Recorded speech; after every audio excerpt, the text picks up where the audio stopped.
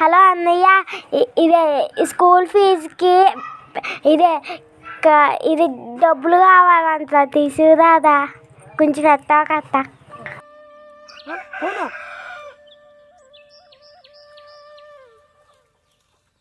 అబ్బా అప్పుడే మా చెల్లికి ఫీజు కట్టాలబ్బా.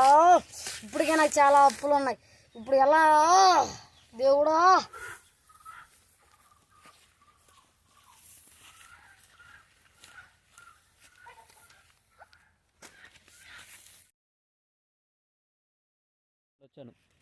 ఎట్టగొట్టి చెల్లి ఫీజు కట్టే హ్యాపీగా ఉండొచ్చులే.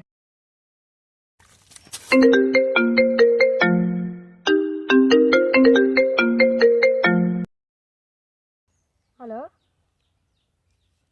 అవునా?